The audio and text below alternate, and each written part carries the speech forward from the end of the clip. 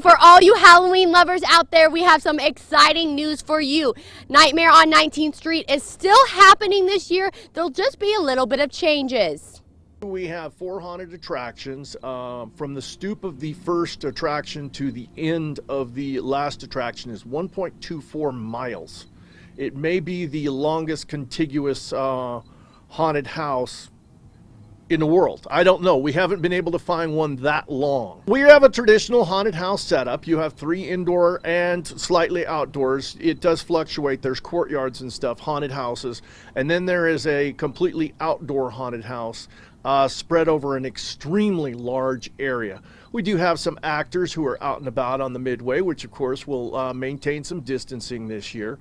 So we're pretty darn excited to be here as just something to break up the monotony that a lot of people have been going through. It's going to be a little bit different this year, and in some ways, for some people, they're going to like it a little bit more. One thing that they'll notice immediately is this year we're not going to use fog. We're not interested in suspending anything in the air this year. Well, for some people, the fog was always a problem. So here's an opportunity to see that. You will also not have any push-throughs or hang-downs this year, meaning there's nothing to touch from here or here.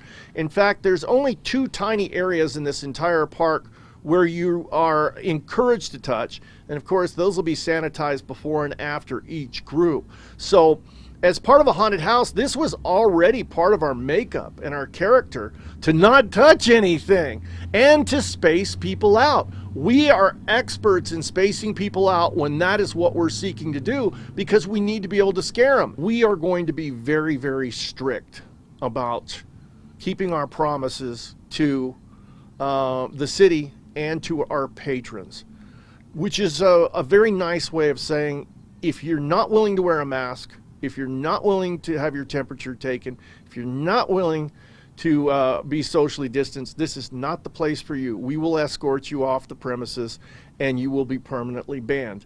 And I don't want to be that harsh. We switched to all online ticket sales, which was something that we didn't have at all. It'll be all electronic. You'll take care of it right there on your phone before you even get out here. And that way we don't have to worry about handling money, handling credit cards, or any of that back and forth. So If I'm a patron, I have to wear a mask through the whole haunted house. How does it work? 100% at all times. 100% at all times. I want to protect you, and I want you to protect my actors. We mask up for you, you mask up for us. Hopefully you're willing to do that. Make it part of the experience. Of course, they're going to be somewhat distanced, and people are going, well, how are you going to be scared if they're distance? Well, you know what? If a bear was 6 feet in front of you, would you be scared of the bear? I think so. Also, my chainsaw guys have 3-foot chainsaws. They'll be close enough to you to scare you. We actually are changing our hours. We usually start the first weekend in September. We're going to start the first weekend in October. We're going to work reduced days and reduced hours. We're going to go 7 to 10 on Thursdays and Sundays, and 7 to 10:30 on the weekends, which is clipping things by an hour. We do expect to have somewhat reduced attendance during all of this, and if you're not comfortable with this, please go ahead and stay home this year, and we'll see you next year. So grab your most creative mask, get that social distancing ready, and be ready to scream. All right, I'm going to send it over to you, Heidi.